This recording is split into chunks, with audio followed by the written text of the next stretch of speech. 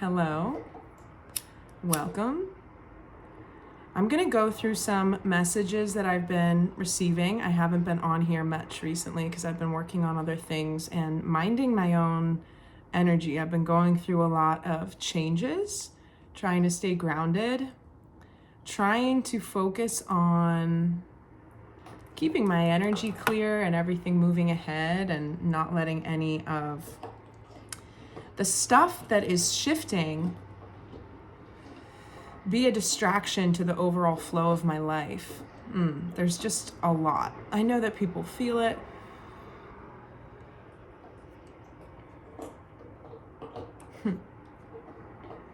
I got some strange inkling that there is somebody out there who wants to hear from me. That's actually why I'm here. I was driving home tonight and I was like, I need to post a video for someone. And so starting with the notes that I've been keeping and saving. First thing I want to talk about is food changes. I've been getting tons of shifted cravings, like things that are totally inverse from the way they used to be. That could be like times of day that you used to eat certain things or crave certain things moving to different times of day, or you completely don't like something or want something anymore, resonate out of alignment with certain kinds of food. The need to stay hydrated has just, the need to stay hydrated is a constant, right? It's ever present. But the likelihood of being dehydrated seems to have gone way up. I'm a chronic overhydrator because of, I would rather, when you're properly hydrated, and I think the doctors will tell you this, you will be peeing so much that it's annoying. I basically sit down from peeing and get back up and go pee again. And it's not like there's anything wrong with me health-wise. It's just because I'm that hydrated. I was even accused when I was younger in a treatment program during a challenging period of my life. I was accused of diluting my urine because I was so hydrated. So anyway, it's important to consume way more water than you think because it's so easy to do. And beyond that, harnessing and imbuing both your food and your water with intention. I speak words aloud over the water and doing that with the knowing, not like this is kind of a weird little ritual, like I'm gonna have a good day, like into the water. Imagine that as you do this, the molecules inside the water are changing and they're going to go into you and they are becoming part of you. But whatever you speak into them is also physicalized in that water. It's made real and you're making it real in your body, in the embodiment of your energy. There's so much power in that. But especially during these sacred days that we're witnessing around the holiday season, but witnessing so much of the collective shadow of humanity being purged out. It's just this ongoing process. There's no firm start or end dates as of right now for the whole process of it. I've been feeling, especially around the time of the full moon a couple days ago on Sunday. Today is Wednesday. Is that right? Yes, today is Wednesday. Very emotional. It was a very bodily purging as well for as far as collective energy goes. So for me, a lot of dense sensations, solar plexus, sacral chakra, especially sacral. And to that point, also catering your dietary inklings, listening to your body is important, but also trying to cater those cravings or corral them into foods that align with certain chakras if you're experiencing certain blocks or sensations or things. So I feel like for me, I was eating a lot of apricots because that's one of the only orange foods that I like. I wouldn't consider myself a picky eater, but I have just a whole fruit aversion. I've never even eaten an orange. I've never eaten an apple. I've never eaten a banana. I don't want to talk about it right now, but it's past lifey. So anyway, apricots for me are a really good sacral food. Eating a ton of those to sort of help the energy that I'm processing on behalf of the collective. If you have a lot of mood swings and strange emotional ups and downs right now, think about this. Yes, it could pertain to what you're going through, but we also get these collective waves where we're feeling the energy of our collective, and that could be as big as the global collective. But it can't just come into you formless. It comes into you and you immediately, I mean, this happens without thinking about it. It's just how we sort energy. It's the same thing with guidance, higher dimensional guidance from your spirit guides. It just bleeds right into your normal flow of understanding. It doesn't show up as being any different from your thoughts, your emotions, and ideas. So important right now just to ensure that you're not taking on any of the emotions, just staying very alert about when your moods are shifty so that you can consciously clock it and transmute in the moment.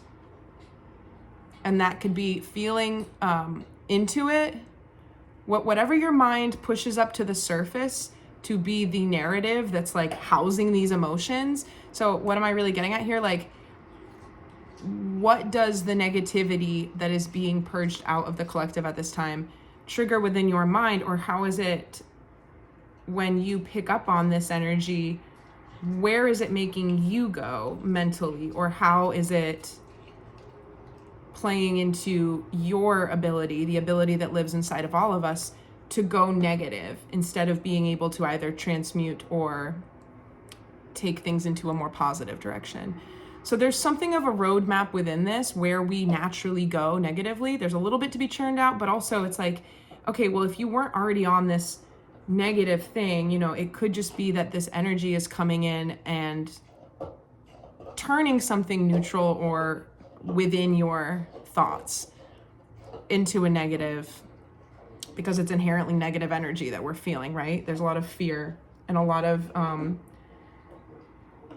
disgust and like horror. There's a lot. So in addition to like the actual stuff that we're seeing on Earth, there continues to be a lot of solar activity. We haven't yet, nor will we soon, really catch a break. The physical manifestations of these changes are always a little bit behind the way that the energy is moving. And so we have started to experience our physical world, our actual earthly experience changing as a result of it. But the speed at which these changes have been occurring is so rapid that it almost feels like it's speeding up so much that there's going to be just like this onslaught of stuff now starting to manifest underneath all of the other shifted energy. And I'm getting a vision about like what is this? A loom, and there's different fibers over and under, different fibers woven together, and it's like somebody took all of the dangling ones at the bottom and like redid them somehow and then braided them all back, but then all of the upper parts of those strings are still in the old pattern. And so if you untied the knots and sort of like pulled, they would all have to, there's something around turning into the new year that's going to be like all of the 3D attachments to this very quick higher dimensional shifting, and in this dimension, but still closeted behind public, not away from public understanding or disclosure thus far. It's really going to start to shift. So back to the solar flares, something that's been happening to me a lot, increasingly. It's very cool. It's very interesting. It's kind of weird. It'll be like the noise that just kind of is. Like, I know that my ears are open, even if it gets quiet outside on the street and there's no cars going by, my ears are open. And it's like as if somebody is just dialing all of my hearing, dialing it all down. And there will be these moments where I will completely, like a vacuum. Like, it's like there's not even air in my ears. Like, it'll just be one or the other. They get totally turned off. and I don't hear anything, nor do I even have the sensation that the ear is like functional. It's very weird. And then it will come back on. And sometimes it will just be different high-pitched buzzes or frequencies that aren't there. And I've been getting, ringing in the ears like tinnitus forever, for a very long time. A lot of people get that, and everybody gets it once in a while. But now it's different tones, and it's almost like when you're at the doctor and they're like, you have to raise a hand and you're like, it came through this ear, and you have like headphones on or something. I vaguely remember some type of like wellness test during elementary school where there was like something like that. They come from different directions and they have different pitches, and it's this recalibration that we're going through. Our vessels are just continuing to be tuned up to be able to handle all of it, but it's a steep incline. And so these sensory changes are on the rise. As with anything, if you're concerned about your health or your sensations and experiences, go talk to a doctor. But I also personally think that a lot of people jump into fear a lot sooner than they need to. We are self-healing machines. I know so many people right now, literally right now, and weren't a year ago, but they're in these kinds of medical things where they're like, I'm just spending all this money and nobody has any answers. And like, yeah, they run all these tests. It's a lot of people, but these people, good intentions, good hearts. I know lots of people who are doctors, nurses, maybe not lots, but I know doctors and nurses, okay? Good people, but they're still operating in a system that is fundamentally flawed. I'm not saying all of it is. It's hard to speak in absolutes, but if there was ever a time to put stock in other kinds of wellness and healing, it is now. Especially for the things and the symptoms, the underlying root causes that are creating a lot of the things that I'm seeing in my sphere, at least. And it's interesting, I talked about this months ago, but I said there's the growing need for people who are healers and intuitives who have information. It's going to become very apparent. And it's gotten to a point where, it's sort of a side note from my notes and everything, but just, if you haven't watched me before, I'm a rambler. I get off onto tangents. I've gone on tangents and never picked up the original train of thought, but hopefully I stopped doing that. I've gotten a lot better at chasing down my open loops of thought. Anyway, quick tangent is like, if I don't believe that I want to get into all of the spiritual stuff that I believe in with somebody, like they don't need to know that side of me. I'm not like forthcoming about it when I meet people. I sort of assume that people are quote unquote normal. If somebody seems receptive or whatever, then I show them the different sides of myself. But if you don't present that right away and then you develop relationships with people, you can get like pretty far down the road. And I never really uncovered or disclosed. It's hard not to, because it leaks through other parts of my being and how I speak and my worldview, the way that I see things. But with one person in particular, I had gotten to a point where I felt like I needed to go back and sort of recontextualize how I see things, because a person who I care about is going through medical stuff that I believe is completely treatable. But there's a few things going on. Number one, it's not anybody's place to give unsolicited advice, but especially psychics and intuitives, because that's the nature of it. You're out in the world and you can see through people. You can read into people's energy. People who are ethical practitioners, number one, you don't want to do that because it's overwhelming. Why would you want to do that? It's not actually comfortable to have that level of inner sight. But it's also not appropriate to offer that information if it can create problems. It can create different kinds of problems, contractually, spiritually, right? If you're like, it's just a tricky territory. So I never want to tell anybody that I think I know what would be good for them, if that's not a choice that they're wanting to make with their free will to pursue that type of information. But the reason why I'm sharing this is because I decided to like get a little bit deeper with that person to explain what it was I wanted to explain, but I had to explain a lot of other stuff in order to say the tips or the advice. And I think that it's It's like it's translatable into a message around realizing if you're still, for me, this is what it did to me. It created this realization. So I'm trying to translate that into a message that could help somebody else. But it's like a realization of the compartmentalization of the self a little bit. There's no need for that.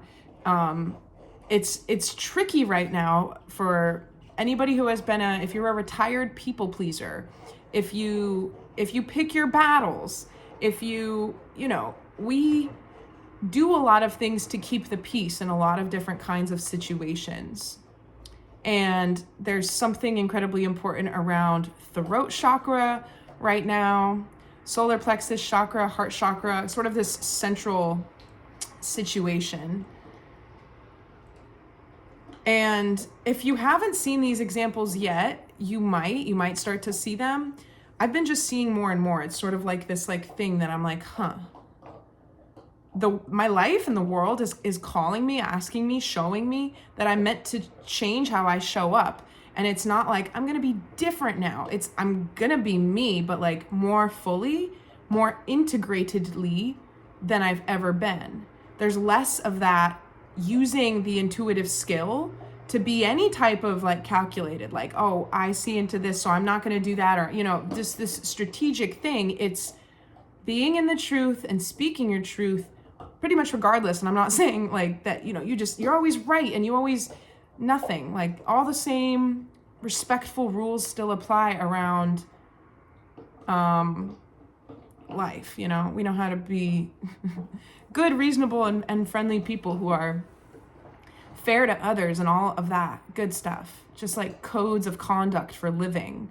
But there's these very subtle things my guides are telling me we're not even aware. We're all basically, we haven't been so aware of these little parts of like, the private world versus the public world, how we believe ourselves to be versus how we actually act. All of this, it's part of this massive convergence. The reason why it's kind of striking now with these different kinds of examples, like you might be presented with it in one circumstance and then another very different one, but it sort of boils back down to this like,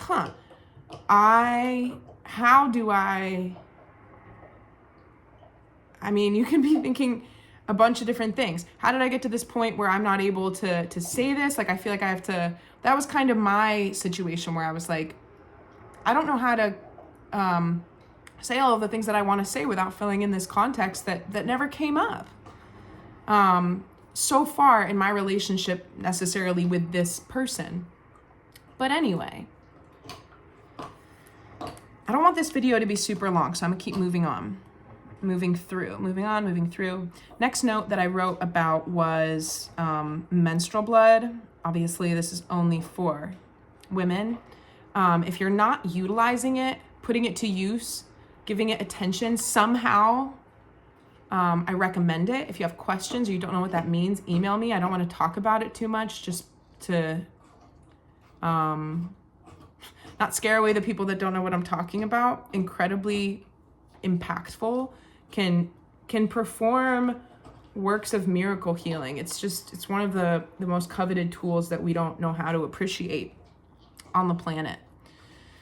Okay, so another thing that's been coming up in these energies, and I expect it to become very common, is psychological dissociation. So being a little bit dissociated, a lot of people live in states of sort of just like constant dissociation, maybe without even knowing it. But I was thinking about it the other day as far as how it's a very natural stage of awakening spiritually at different points in time, because you are realizing, number one, your frequency is increasing. You're literally vibrating, and all of the waves of matter that comprise your essence, they are being tweaked and changed to create different structures. That's what enables you to have these revelations, these epiphanies, to see things differently. It's a change. And so what used to feel comfortable or real What used to feel real, it doesn't feel real anymore, because when you look at it from that elevated vibratory state, you're not resonating with it. And in the in-between, that can just result in this massive dissociation. And without having the right context within the consciousness of like, what's happening to me, I think a lot of people are going to slip into this, and it's going to create a lot of different mental things. It can lead people to become depressed, or like confused, or want to self-medicate because they're not feeling as much, you know? I think a lot of people turn to self-medication when they get a little bit numb for whatever reason, and dissociation can have that sort of numbing effect.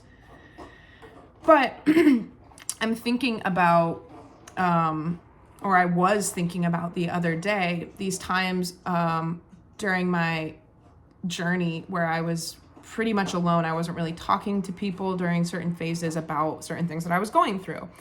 But I've never been afraid to talk to myself. I've never been afraid to be alone and like write about what I'm going through. And so there would be these times where it was either like I'm just crying, but it's so much until I laugh, or I'm laughing until I cry. It's like this, there's nowhere to go in insanity. Like what, you know, these what is real moments, why am I here? What am I doing? These massive existential pits of confusion that I realized at certain points were very circular, because I'd be like, I'm back here again.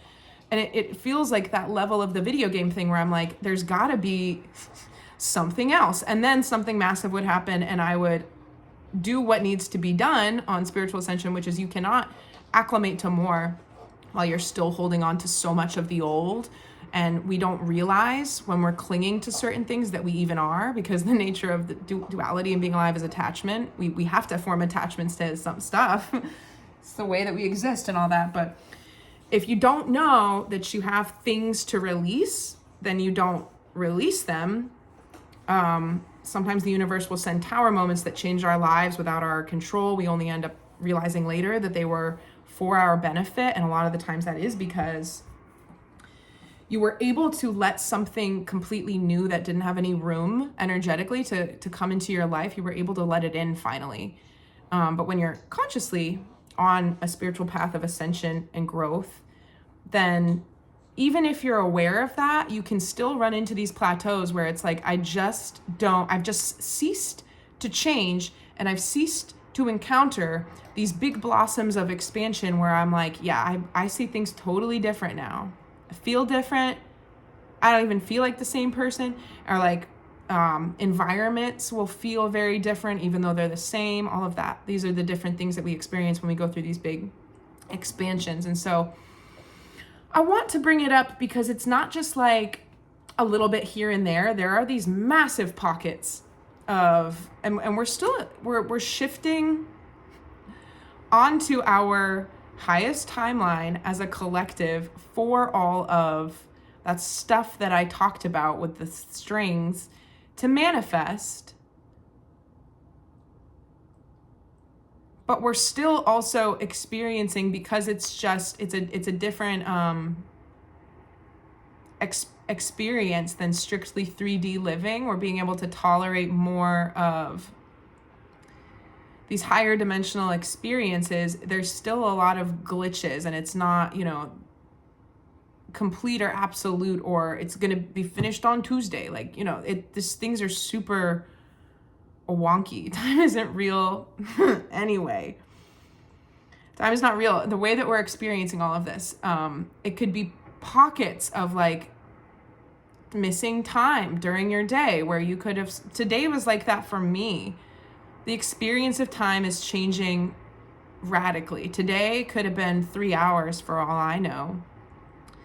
More often than not, the days are seeming much, much quicker than they are very, very long. But I've also had the other experience where things feel like they are much longer than they actually are.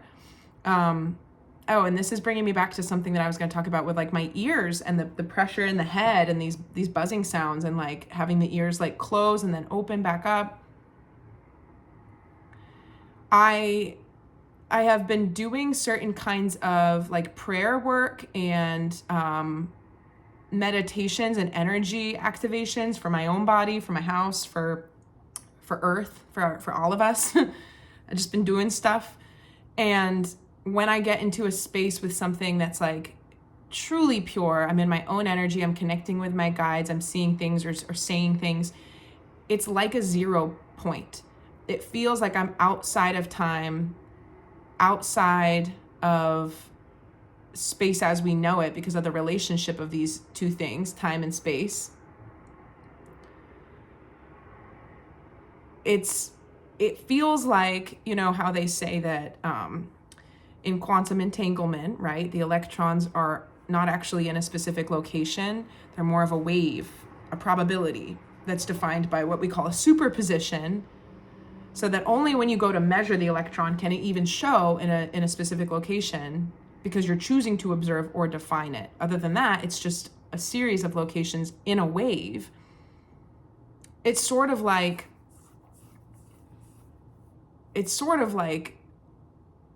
just being outside. Like that makes me think of how if you don't look at something, is it even real? You know, like if I'm only looking over here, is all of this real? If nobody looks at it, does it just disappear in this render as we go? Like all these crazy theories. What these pockets of energy feel like is that they're doses or being treated to what it will feel like to exist on Earth after all of the old matrices have like fully been dismantled and crumbled. And it's a extremely liberating energy because it's very tethered to the crux of the heart womb of creation. It's like accessing your ability. I'm seeing like the Rumpelstiltskin vibes again. We all are bringing through energy just by being alive. And we can whip all of that up, spin it into gold, and that those efforts become our lives, the things that we choose to do, all of that. But the co-creative conscious living that's going to start to be more talked about, popularized, understood even.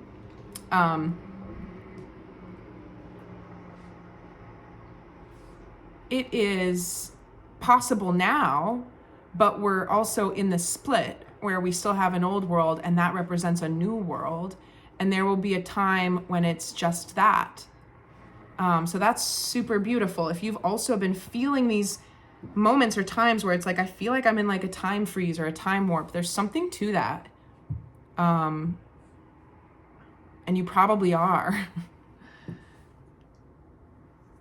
So yeah, dissociation. I also wrote a note here about if you are having these spiritual awakenings, shifts in your life, you're continuing to sort of like activate yourself on deeper levels as far as the very dormant gifts and abilities that my mother texted me. All humans have access to, but we're not trained to believe are real, sort of the psychic senses that live unactivated within a lot of people. If you're opening up to those types of things, and they might be opening up within you, even if you're not trying to, just because of what we've been going through this year.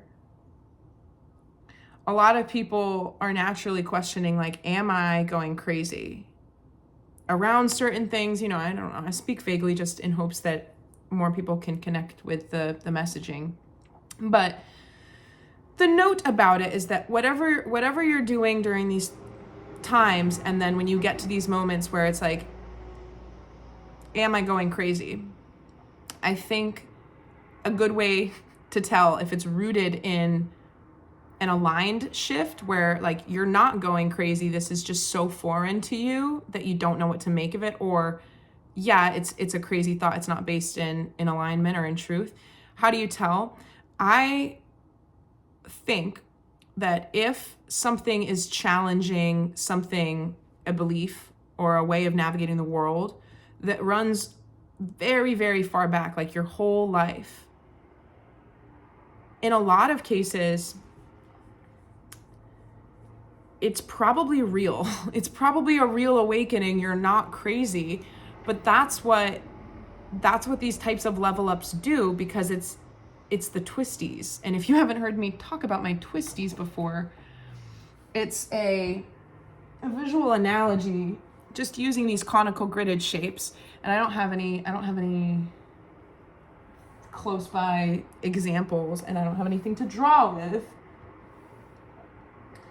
But it's the idea that we're all like, it's grids, it's time and space. But the way that things nest within our conditioning, there's a psychological aspect to this around nature versus nurture. And how things and formative experiences, be them traumatic or positive, they build upon each other, and they start to create networks of association by which we navigate the world. And there's also the obvious interconnected part of this, so that we do have these collective psyches, collective psychological phenomenon, collective subconscious. But I think a lot of people, if it's something that you've held or believed in or thought for your whole life or for a very long time, it's not likely that you would challenge that belief or thought, because it's a foundational type of building block in the rest of the stuff that you believe in. But we're arriving at these junctures because of the stuff that is happening within the world, that they're going to start to be pulled out from underneath people's foundations, because that's just the way it's going to go, the way that things are going to come out in the news and be revealed, or people's personal epiphanies based off of the patterns, based off of the glitches, based off of the absurdity. There's a lot of patterns in what we are being presented with that appears, we're told, I don't even want to go there right now, because I actually have another list that is for this kind of video. There's going to be a point in time where I comment a little bit more directly on like what's actually happening in the world and the stories and what I see and the screenshots and the news. I thought that I'd be doing that a lot more on this channel. It's not really what I've done. Personally, it's not where I like to spend my time, because it's so obnoxious to me. It's so annoying. I hate talking about the broken matrix. I would just like to talk about the good stuff, like the solutions, not the issues. But it's also important, and part of my purpose and journey is to sort of bridge the gap between spirituality and the woo-woo stuff, and then non-believers or people who are on the fence a little bit, or who don't see it, or have suspicions but don't know how to link it all together, all of that. That's just a future phase, though, for at some point. I guess I'll be talking about that more.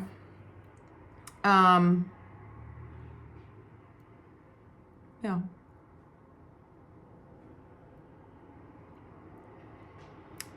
Okay. I wrote, I would be miserable if I didn't believe in a higher power. That is true. That is true. I do not understand if people are like, don't have faith or a higher power, or see the magic in the world, or have a connection to their higher self. It makes sense to me why people are upset and unwell and not motivated and not excited and not lit up by their lives. Having a connection to my higher self and working on myself from this perspective has saved my life, and never ceased to provide me with this infinite pool of motivation, because you are really realizing the nature of life and who you are and what you're doing. And so the notes that I put on this statement was about attaching to a higher mission and seeing your everyday tasks as aspects of this overall journey, but none of them really make or break you, because you're operating yourself as if you are this conscious being who gets to have this experience. And we understand we have to do these like human caretaking things to keep the vessel in order and keep people have been straddling the worlds for decades. There's been people who are deeply awakened and spiritual, but they've still been having to live in this world that doesn't really have a whole lot of space for that, except for in the secret sects of people who have kept this information alive and this belief alive. But now it's all starting to kind of emerge at a much more massive scale. But I want to include this in this video today because it feels like one of these things that there are so many different tiers. There are so many different flower petals. I'm seeing a fountain that looks like a flower, and there's so much. It's kind of a beautiful fountain in this vision. There's water and spouts coming off like petals in every direction, and there's aspects of these illuminations or changes in the energy where it's just like it's so overwhelming. It's so overwhelming, and I'm seeing somebody go around the fountain and try to plug up these different holes, like it's leaking. Like, stop it. No, let it happen. Part of did you see the light flicker when I said that? Part of initiation, these initiatory stages, is letting yourself function in the overwhelm, however that looks for you, which isn't a very helpful way to phrase that, and I understand that, and I'm sorry for that. But what I'm trying to say is, like, don't plug up the holes, is there isn't any going back. A lot of the times people try to revert as if there is a way to go back. When you're expanding and like everything's sort of expanding, we have these ideas that energy cannot be created or destroyed. It can only be changed from one state to another. Yes, that is true. Energy is energy. It's in the world. You can transmute it.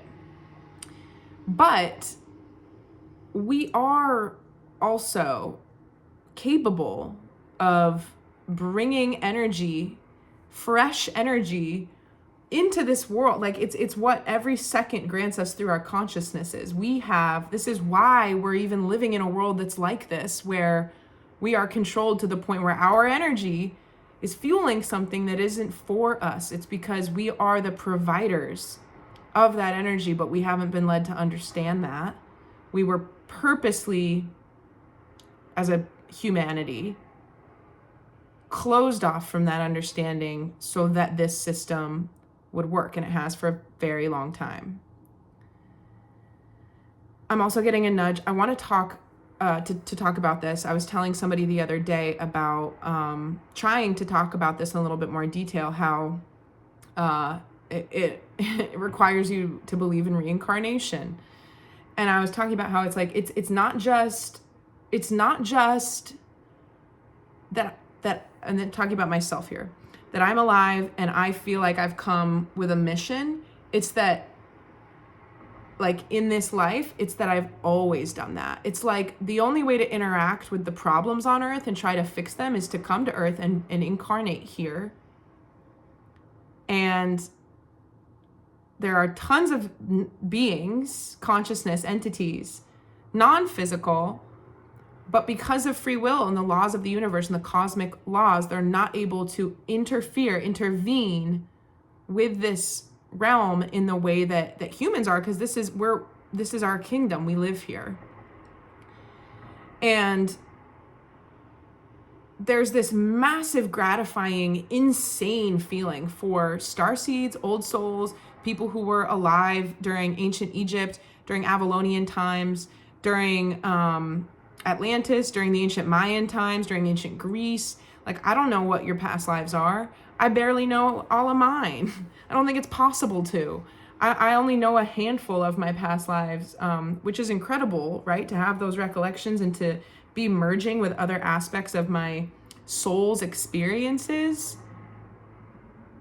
But for the people that are tracking with what I'm talking about, it's this crazy understanding of, like, it's not just now. This does not happen. This does not happen. I mean, like, what am I even talking about? This doesn't even happen on Earth. What are we even comparing it to? Because we've all never been alive before, right? Like, we're all alive right now. We're people. We're walking by each other on the street. But I kind of see this point for where we're at right now, the end of 2024, going into 2025. They're waving the thing all around like, oh no, aliens or what? You know, and everyone's like, are they going to tell us or not? This is an intermediary phase where instead of people like being like, okay, so are the ETs real or not? It's like, we're going to understand that there are and have been ETs among us, and we're all hybridized of different, we're just going to have a different understanding of who we even are when it comes to earthly origin versus galactic origin, and how energy functions when it comes to consciousness, and also a lot about memory and what constitutes conscious memory, and how our experiences can be augmented and shifted with different kinds of quantum experiments. A lot of these have been done. And I'm thinking about the show The Good Place again. Just watch it. Watch all 6 seasons. Do it tonight. I'm kidding. You can do whatever you want, but very, very well written show. Either somebody knows what's up, or it's just one of those channeled like things where it's like, everything is sort of a comment on these existential themes, it seems, these days. But I almost think that they ask, I think that they've had AI writing certain things for years, because some of it is just too, anyway. It's less about any form of disclosure. It's more about allowing for this kind of like burbling up of people who talk about being a starseed, having certain gifts, being a little bit more confident in the things that they're sharing, as far as like, we're such a results culture, especially in America. Like, well, does it work? Like, where's the proof? It's here. It's coming. People who don't want to, because they are smart, if they don't want to, nobody likes to have to prove, don't do that, prove themselves or their gifts. I mean, one of the most irritating things is like, and I grew out of this, I have not for years told people I'm psychic or anything like that, because people will be like, well, guess what I'm thinking about? I'm like, you're set up to fail. There's a lot of misunderstandings that are going to be dispelled in the next 6 months, I want to say. It's going to be the whole year. And it's going to be the next 5 years. But we're going to get to a point where a lot of the crazy stuff that's going to blow our minds and shake the world for the next 2 years is not going to be as big of a deal for the latter 3 leading up to 2030. So in the beginning, and especially right now, I want to focus back on the end of 2024 to the beginning of 2025, just the internet, right? It's making it very available to see all these different camps, but algorithmically, a lot of people aren't exposed to other people's content or stuff that they're not interested in. I mean, it's impossible to see everybody's content on the internet, and we forget that. We see so much. Every single individual person is absolutely flooded with content and stuff to see and watch and look at, and ads and this and that. And yet, it's such a small fraction of what's actually out there. I've never really believed in virality. I think that there's something really rigged about that.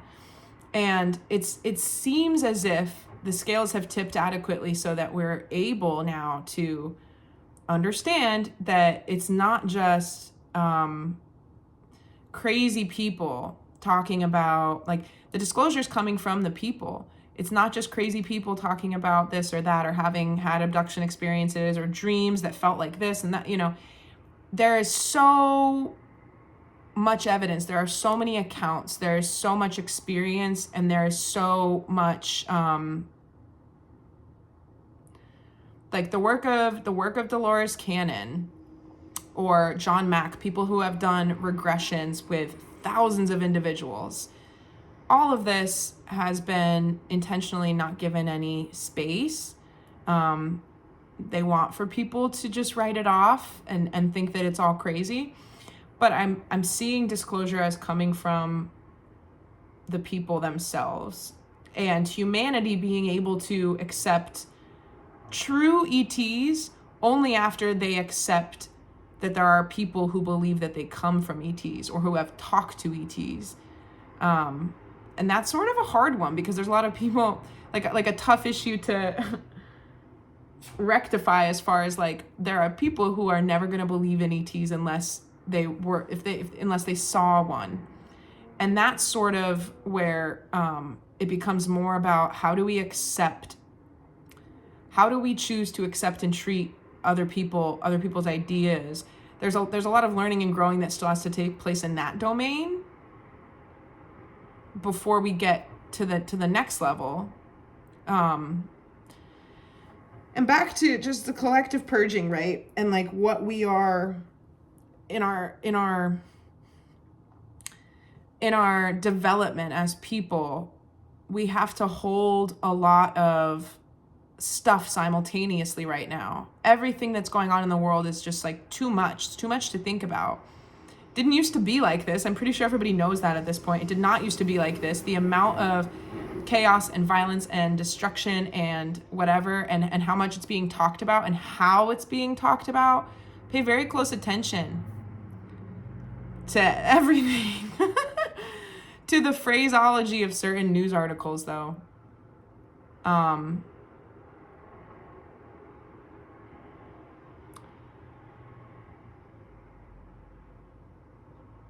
When we don't know what's happening and we feel like we're in the dark about certain things, fear is a really natural response to that. But when we're afraid, we cannot see the truth. We cannot see the whole truth when we're afraid, because it compromises. You are literally acting off of the illusory motive. I'm not saying that, yes, fear is an illusion from the spiritual perspective, but we all understand that when you're alive on earth and there's all this crap flying at you, right? It's fight or flight.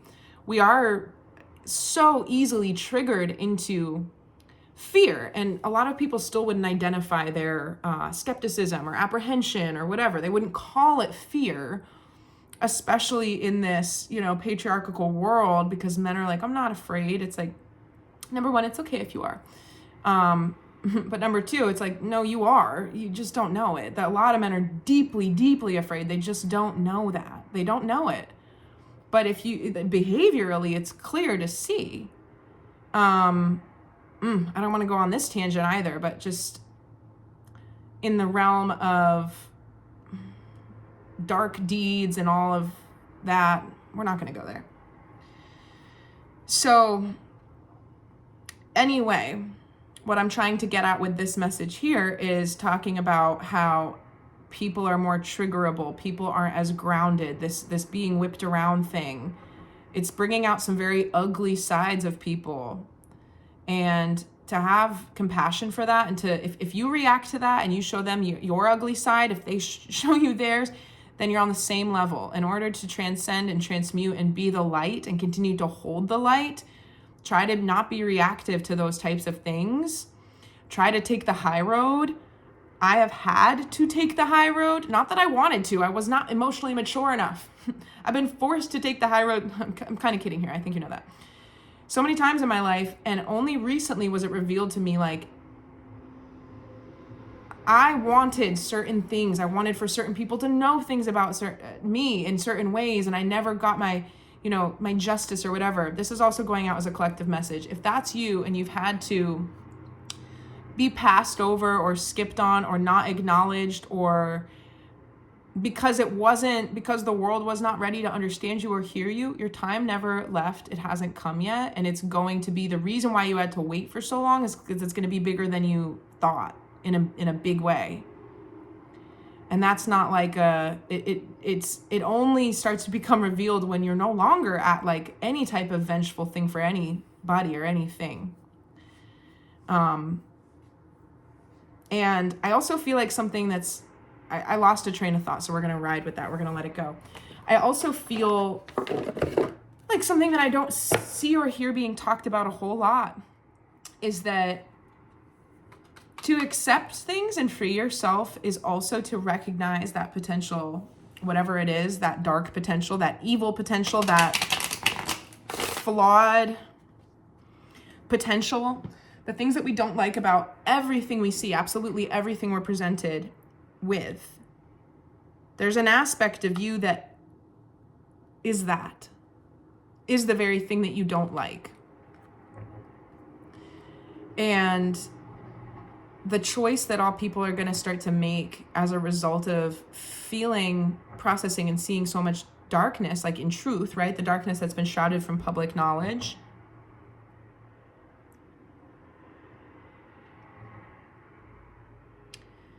it's first to understand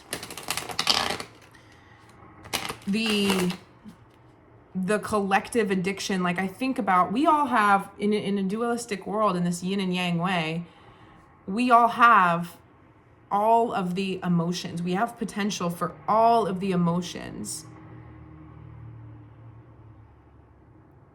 Everybody feels and has felt, and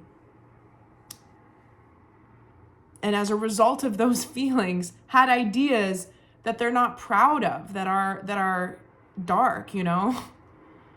Everybody, every single person. That's part of being alive, and we need to remember that. Nobody's perfect. It's just a choice. It's just a choice. Every time you decide to be conscious and, like, you know, take the high road or have a little bit more compassion or not need to be right, or it's doing something massive, which is restabilizing this trap that we're in, where we are still heavily manipulated by all of the fear.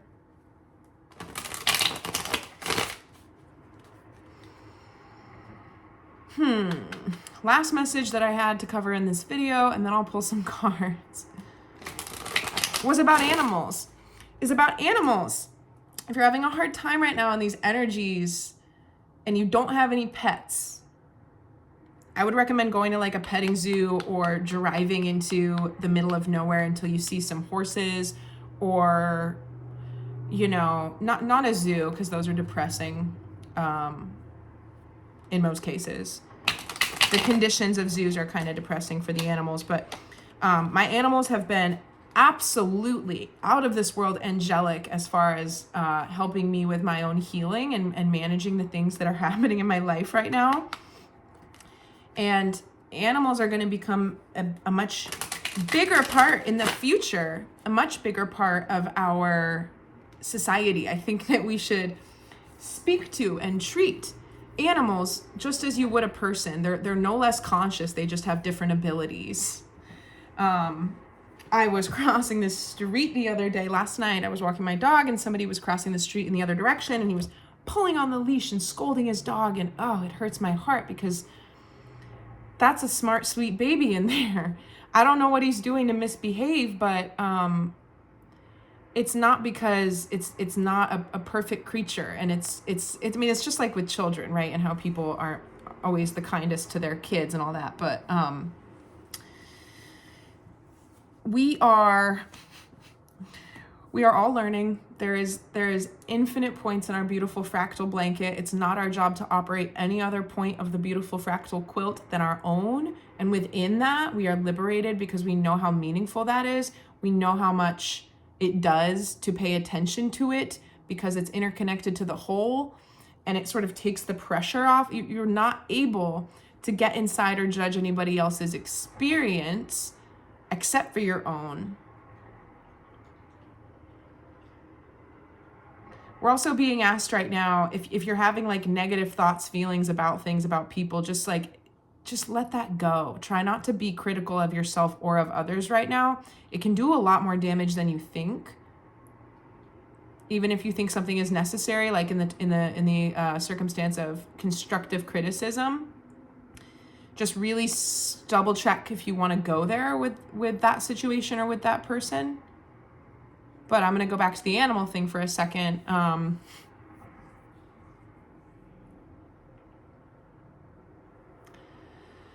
Animals have always been perfect as they are. Other cultures and older cultures know and respect and treat animals different than modern day society does.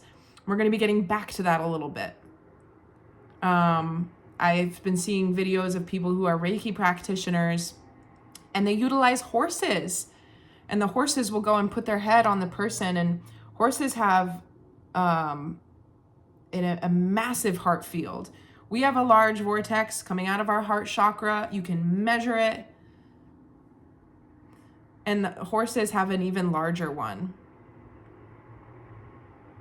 and their healing. And they're also like their sentience around what they know they're doing. This is also makes me think of elephants, makes me think of whales and dolphins.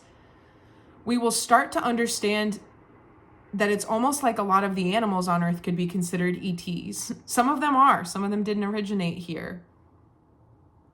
But this reverence and respect that we are going to develop to be able to treat ourselves and animals and other people correctly, it's the same respect, right? It's sort of like what you could call the love of God. It's a pure understanding that you're safe and you're loved. And when you have that for yourself, you can offer it to anything else because you're not in fear. You're not threatened. There's not a scarcity. There's not a other, a me and you, a they and them.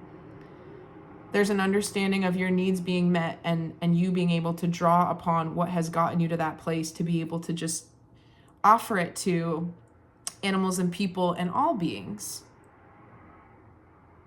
Something to look forward to. I don't even know how to put it into words. I've been so incredibly moved by my animals lately.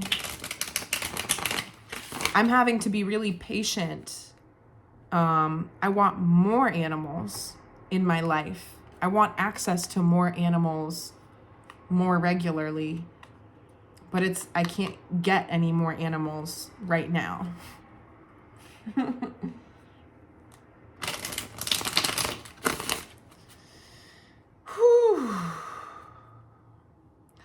Also, just remember to breathe very deeply. I cannot recommend enough the practice of taking very deep intentional breaths, working up through your chakras like a ladder, breathing through your root chakra, breathing through your sacral, through your solar plexus, all the way up, and then going back down and sort of, I see it as this stabilization, or you're sort of equalizing the energy. You're sort of becoming conscious as you do that, where it feels worse, where it feels better, where you can draw some attention into your body to sort of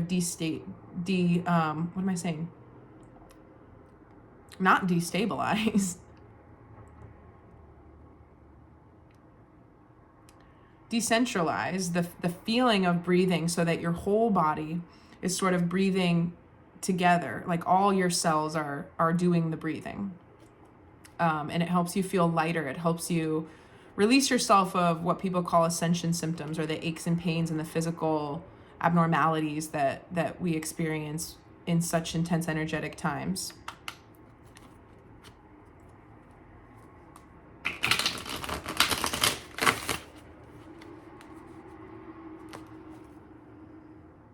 Horses.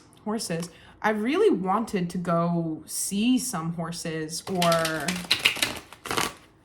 I don't know where the horses are though, and I don't really have enough time to just I want to go pet some horses. I want to go touch some horses. If you live in Pittsburgh and you have horses, email me. I need to talk to you.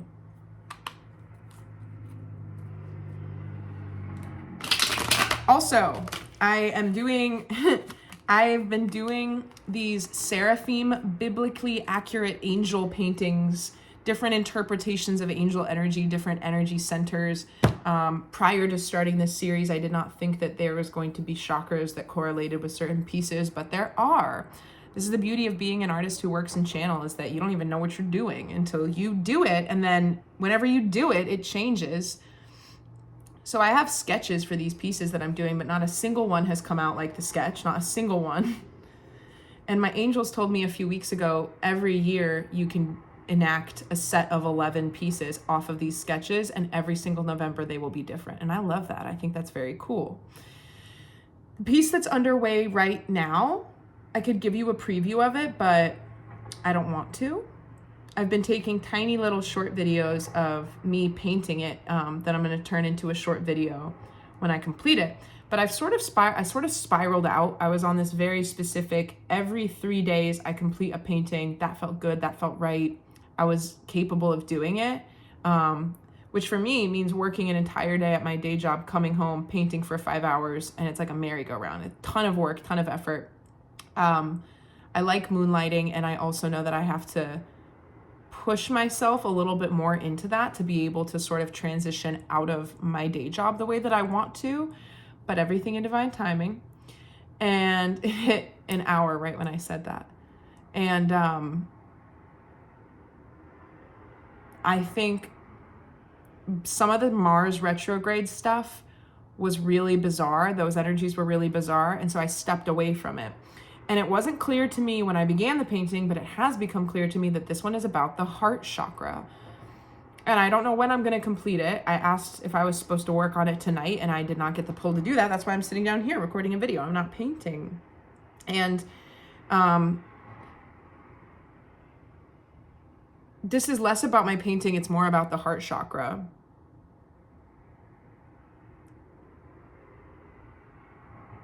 But the message kind of went away. What I do have in my head right now is this idea of opening, and it's making me think about the fountain again with all the flower petals. I've been having increasing openings in my heart chakra, and you can feel them. I mean, energetic sensations feel differently to different people. For me, I get these warm like flutters or palpitations, and sometimes cooling sensations too. Once I finish the painting, I recommend, if you're interested in the work that I do and you've been following that series, like stare at it, like look at it for like at least 5 minutes. And I promise you that certain things will start to, every single one is designed to be a transformational portal. Even if you experiment with psychedelics or mind-altering substances in a safe and controlled way that's for your highest good, do that and then look at them. That's even better. But it's been revealed to me that the completion of this piece is moving in tandem with a very large heart chakra blockage on Earth being removed. I'm in the collective. I'm of that energy. And so I didn't know that when I started, but that's definitely a thing.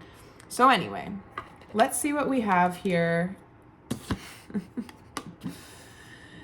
This is the 7 of Cups, the first card. I picked up the deck and it was left there, so I picked it up. This is, it's overwhelm.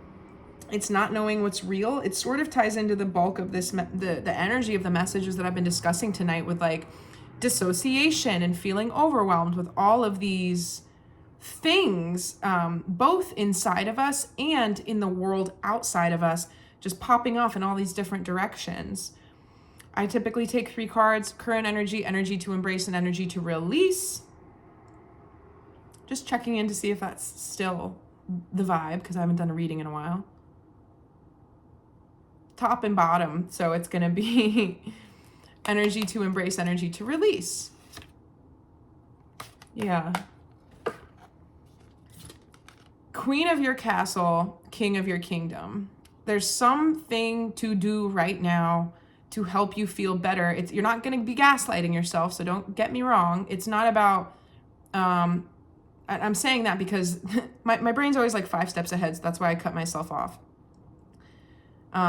This isn't boarding up your doors and saying, I know the bounds of my own existence and nothing else is real, and this is where I'm happy and none of it matters. It's not like that.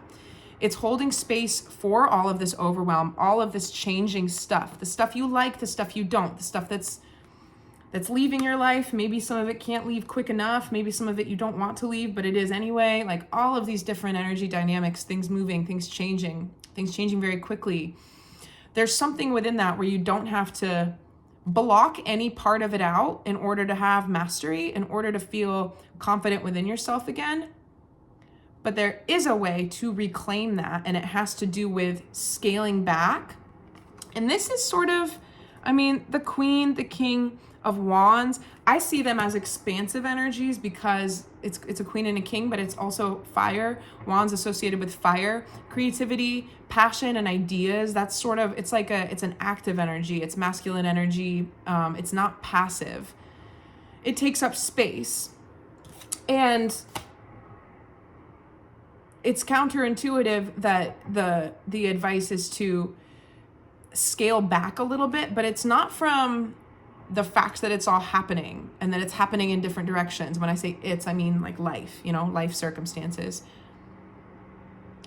It's the serenity prayer. It's knowing what you have the courage to control, and finding enjoyment and peace in your own life, even though things aren't all good everywhere, is not selfish. We need to collectively kick this idea that because people are suffering, you too must suffer. Then how does any domino flip at all? There has to be people in places on the earth who demand of themselves at all costs that they will continue to find a way to experience joy. And we have plenty of people like that all over. It's a shame that it doesn't get reported as often as all the bullshit.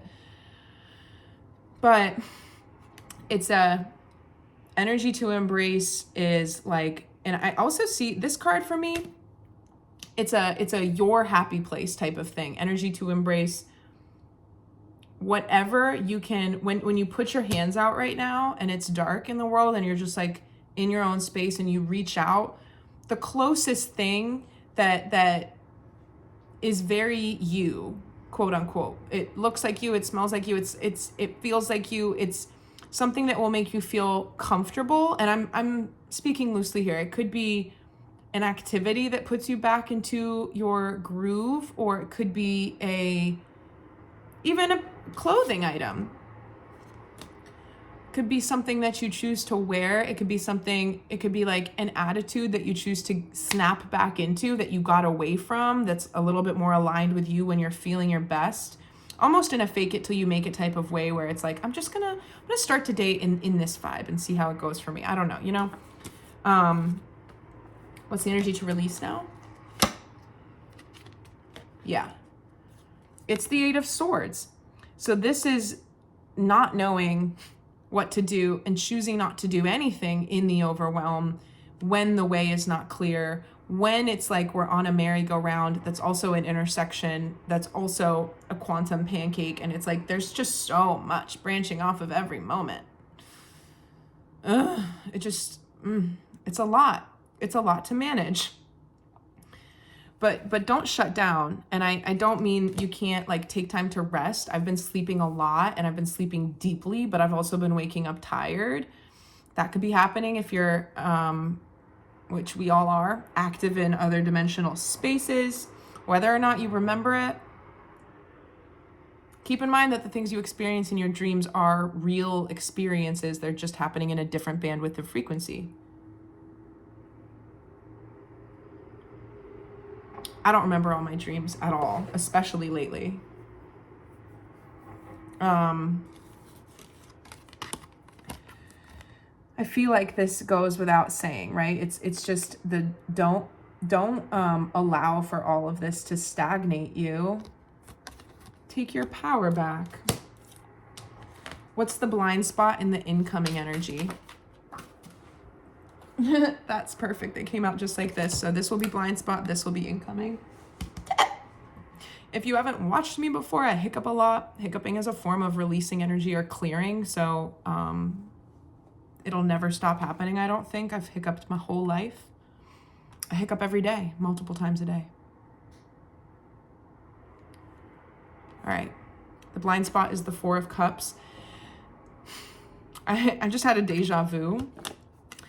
This feels interesting because what we don't realize, this is the blind spot. We don't realize how much of a rest and recalibration this period actually is. And I'm hearing that Ferris Bueller quote, if you don't stop and look around, you might miss it or something.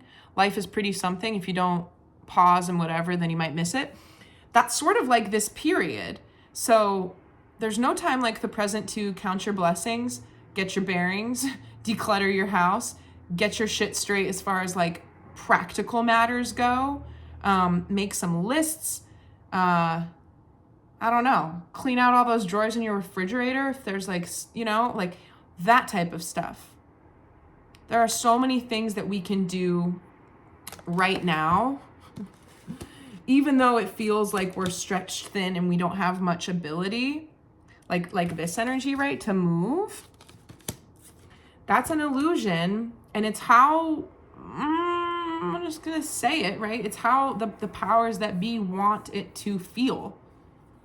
That's how they want people to feel, so that this changeover doesn't keep happening, but it's going to keep happening.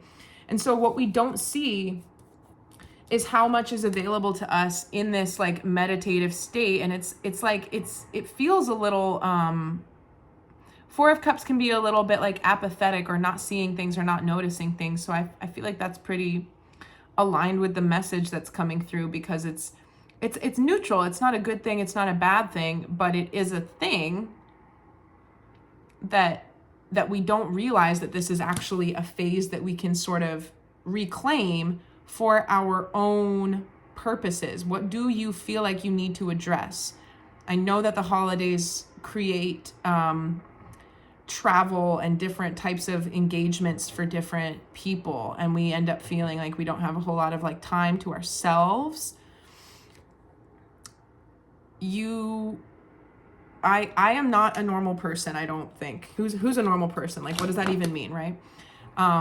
But I just made it, I made it very clear to my people this year, my family, my loved ones. I was like, I'm just not available. I can't come. And I'm literally going to be absolutely isolated on Christmas, and I couldn't be more excited. I need my time. I need to be alone. I need to recalibrate. I need to be able to take my time back. It's what I've been talking about. It's a choice. It is not an easy choice. I'm very lucky that I have people that love me and want me to be around for certain things, but it has to start coming after everything that I care about. This is kind of goes back to what I was saying with like retired people pleasers and stuff, and these like, I need to start honoring these certain things that I've put after, certain like social niceties or like decorum that isn't my own. They're not my rules. Like, I don't believe that. That's just what everybody else does or thinks. It's, even if you can be a completely unique individual, which you are, and I am, and we all are, there are certain things that we have done because other people do them. And yeah, realizing that more and more. And it's like, it takes a ton of effort and energy for me to appropriately, tactfully, and I'm not saying it doesn't ruffle feathers, it certainly does, to remove myself to the extent that I need to in order to feel like I'm maintaining my sanity, really. So I don't know why I'm saying that. I'm just saying if you're a sensitive person and you feel like you're being swallowed up whole by this season, and that's being made worse by how much other people expect of you and want from you and want of you, you're allowed to take some time out for yourself. And it might be a new thing. For me, it's sort of a new thing to be like, I can't, I'm not, and I won't. And there was even like, I set that boundary. I felt good about that boundary. And then the people who love me sort of whack-a-moled recently too. They popped up and they were like, wait, what if you did this? And you can come here and then you'll do that. And then we can do this. I'm like, no. The reason why I said it will not be happening is because it won't be. And that's that. The incoming energy is the Knight of Swords. So here's the other thing. Now this whole picture fits together. What we perceive right now as like, oh, things are moving really quickly, it's crazy out there. It's actually a blessed time where he's not quite noticing that he can get up and make lemonade out of lemons. The fast motion, when things really kick, like that's still on the horizon. Of course, everything is relative. Life is always moving fast and feels crazy. But in relation to how things are going to be for the next 3 to 12 weeks, there's something kicking up that's going to make this period look like child's play as far as like something. That's a collective energy. So it doesn't matter what happens personally in your life as far as that message. It will apply at the collective scale. I'm not saying that it doesn't happen. It doesn't matter what happens in your life. It does. But I'm saying that message isn't for just a couple people like some of them are. What is the greatest obstacle right now? No. What's the advice? 2 cards came out.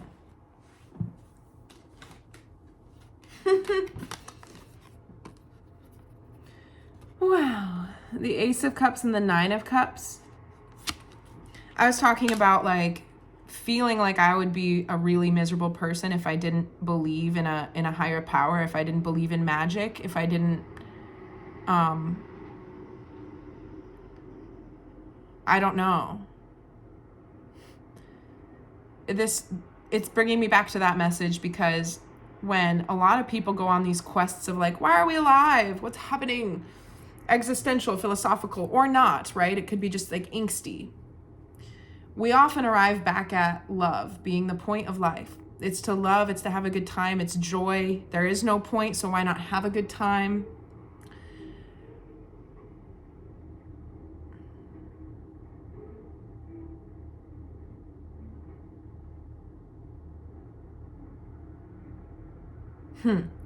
So I'm going to get a third card for this before I get into it.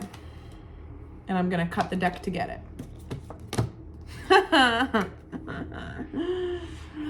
That's so...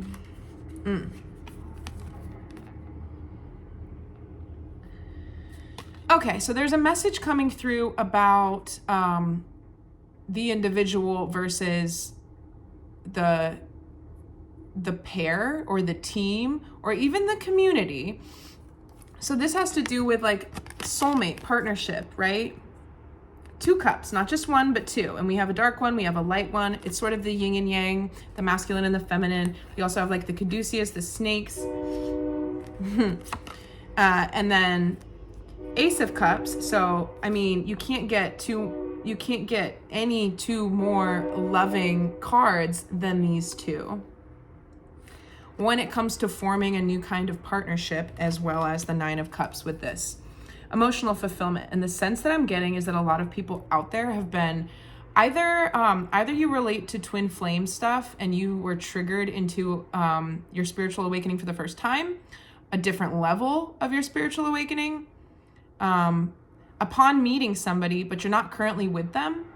If you resonate with that, you're going to get some type of reward emotionally for having gone through this. And it could be that you end up with that person.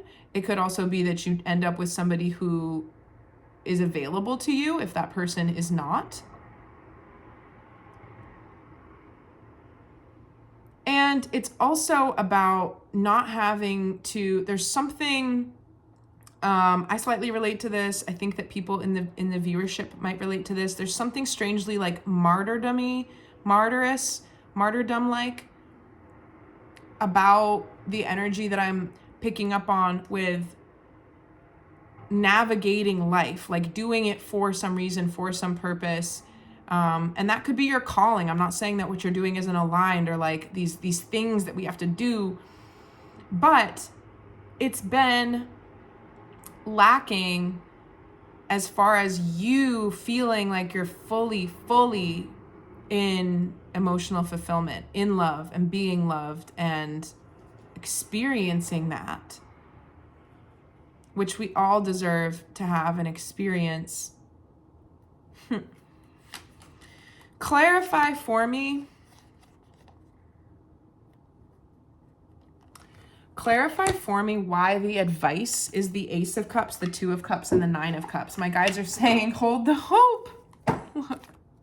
Hold the faith and the hope.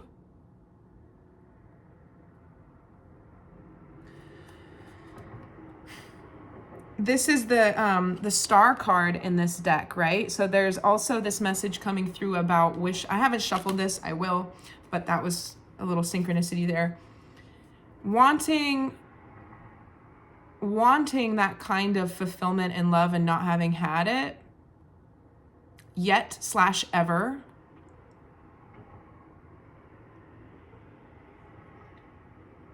let the things that you yearn for in life be an expression of your ability to bring it into your existence, not an indicator of how far away your own reality is from having that. The fact that you can observe it and want it is evidence of the fact that it can be yours. All right, well, I'm going to shuffle this just once. That feels like it was the clarifier, but let's cut the deck. Why is this advice? Advice. 9 of Cups, 2 of Cups, Ace of Cups. Is this emotional loss? This is the 5 of Cups. In the throat chakra. Okay. Yeah, well, we just got out of Mercury retrograde. A lot of people might be spiraling, pun intended, down memory lane, down things that they didn't say, things that they felt. In fact, I have people reaching out to me, people from my past. I knew this would start to happen more and more as I come into my own. It's going to keep happening more and more. I'm like kind of a hard ass. I'm like, if you passed on me back then, you don't get me now. With exception. I only pretend to be tough. I'm not. I'm a Cancer. We're very soft inside. So anyway, you might have people coming back around. You might be the one who feels like they want to come back around. There's no right or wrong in this. It's just very natural for the energy. But the reason why we're being asked to hold the vision of new love, Ace of Cups, balanced love, 2 of Cups, perfect, whole, fulfilled love with the 9 of Cups, right? Abundant situation, is because we've been drawn into the acknowledgement of the lack of that recently in one way or another. And it's a blessing. It's always a blessing. Retrogrades are always a blessing because they give us the chance to circle back around and reaffirm preferences and dislikes and where our boundaries are and where we could draw them firmer. Like all of it serves a function, a purpose for us. So this kind of goes along with energy to release being the 8 of Swords here for me. I know that they're just very different cards, but it has to do with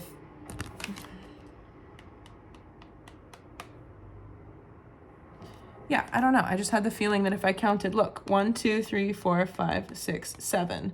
I know there's a few down here, but I started counting here. 7. Same number of cups on this card. It's almost like all these different rungs of this ladder, of this spiral, are all of these different, they could all be different memories. They could be different. There's something aligning here with this sense of overwhelm, that fountain that keeps spewing out of every orifice it has. It's overwhelming emotional loss. I just want to remind people that if something is meant for you, if it's aligned for you, you cannot lose it. You cannot miss it. A lot of the times people in heartache and love and heartbreak situations, they get extremely attached to certain individuals. Never forget how many fish there are in the sea. You can experience the fact that you loved somebody that much and had that experience means that it's possible. And it's on you to open yourself to receive that or better, right? Because we're only ever able to experience something or compare our experiences to things that we have experienced in the past. So we all have personal bests, we have personal worsts, but the threshold for how good something could be, I think we're all yet to see our best days. I truly believe that. I believe if you're on earth right now, you are yet to see your best days. And I'm not saying that you can't love and want a specific person, but if the attachment to a specific person leads to more pain than it does good, then you're being asked to examine that and release it as a way to set yourself free on more levels than you've been able to be free and experience your life in that state of freedom. The difference here, especially with like stuff like twin flame stuff, that has to do with specific people being in a soul arrangement, in a soul agreement. And it can be extremely painful emotionally, but at the end of the day, if it's making you a better person, then it's functional. And I don't want to talk about that right now or go into it, but that's the exception. Twin flame connections feel like the exception to what I was just talking about. So what did I do with the deck? Literally, what did I do with the deck? Did I put all the cards away? That's funny. I wasn't even thinking about it and I put them all away. Okay, that was the advice. That's the biggest obstacle, the card that just fell to the ground.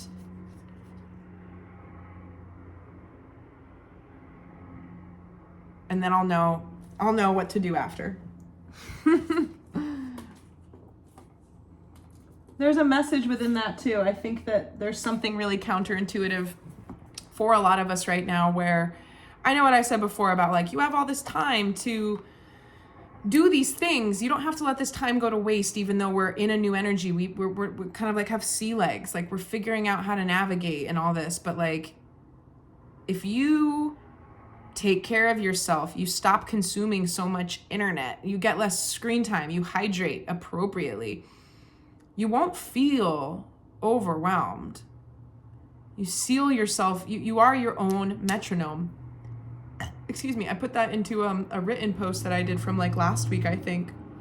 You have the ability to sync back to your own time signature, which probably isn't the one that we're being like taken on a ride on. Yeah, what's the obstacle? Interesting. It's the Three of Swords, heartache and loss. To sort of follow this up.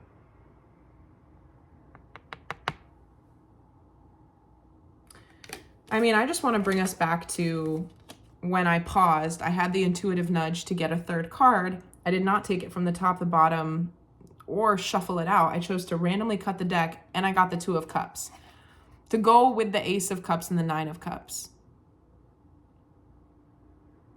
And then I said, why is this the advice?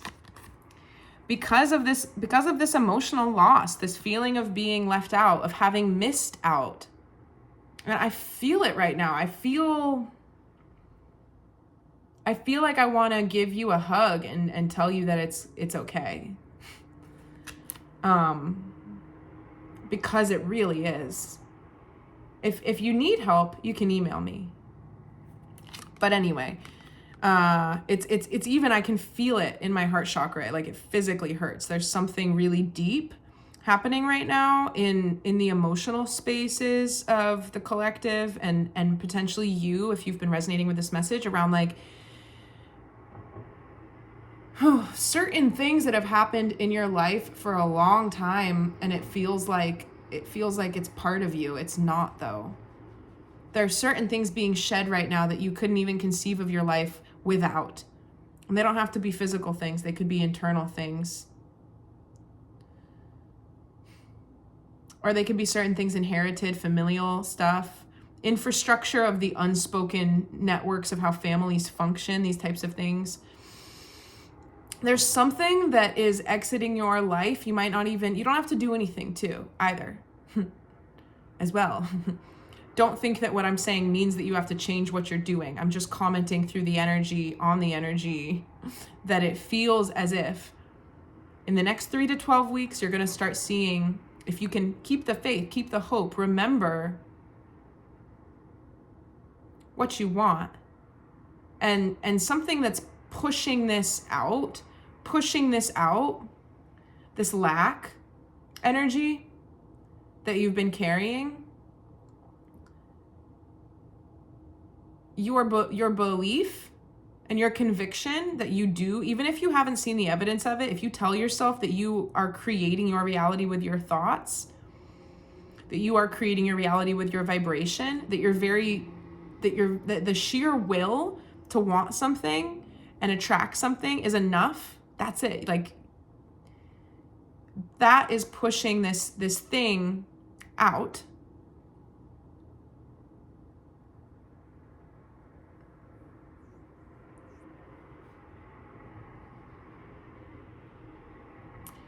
There's also something something that feels funny around almost like a disappointment with the self of like, oh my God, I could have not been like this the whole time, or I could have not done this the whole time, but I did. Don't be self-critical. There are lessons that we're learning right now that make us feel like we're being injected into these different worlds. We're all quantum leaping very quickly. And there's no loss within that. There's the feeling of changing, and there's the realization of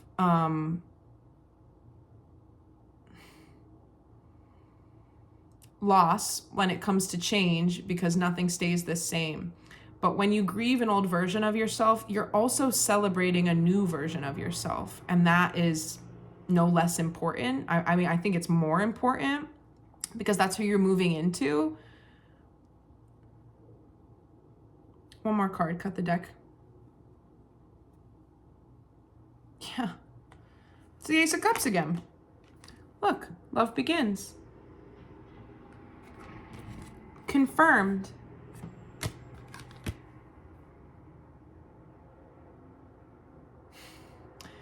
There was a message that came up and then it flew away like a little baby butterfly, and now it's not coming back to me, but it has to do with what I was talking about with like the lack energy. There's something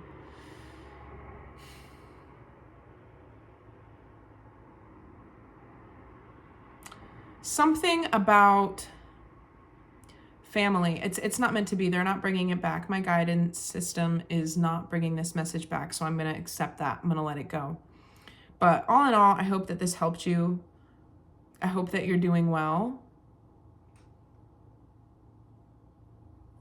If you have questions or you want to connect with me for any reason, you can email me. It's wordsmithoftheimperial.com. If you want to learn more about what I do, then you can look at my website, Wordsmith of the Imperial. If you're tired of the internet and how stupid it is, you can also go to my website and look at the memes that I gather for you and post, so that you don't have to weed through all of the bad memes. I take the good ones and I put them in one convenient blog that's reminiscent of Tumblr from the 2010 to 2012 era.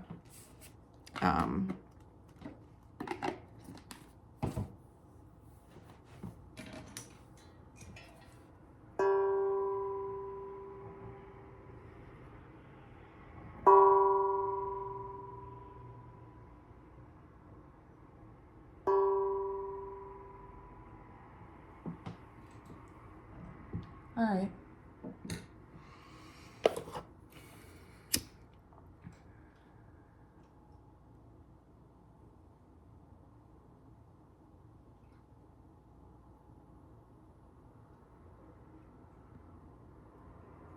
I'm gonna say a little prayer.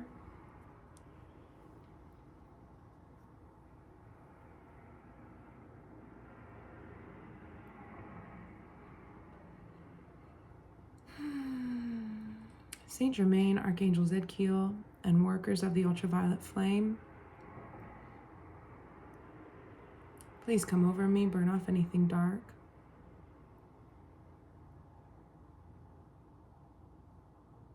Please use the ultraviolet light and fire of God's infinite perfection, protection, and cosmic forgiveness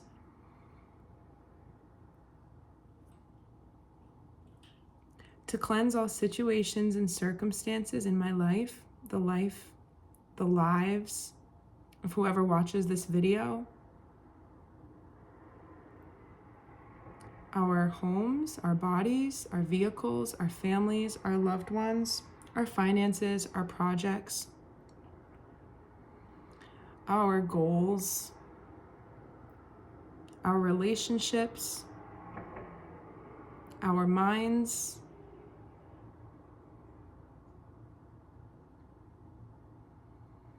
please allow for this violet light to saturate and encircle all circumstances, clear them of any negativity, of any darkness, and have it transmuted back into light.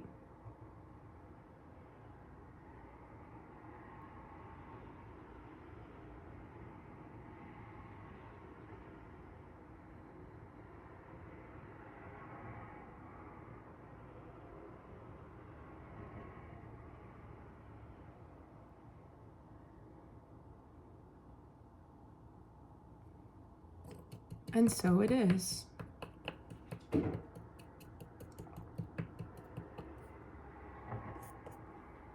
All right.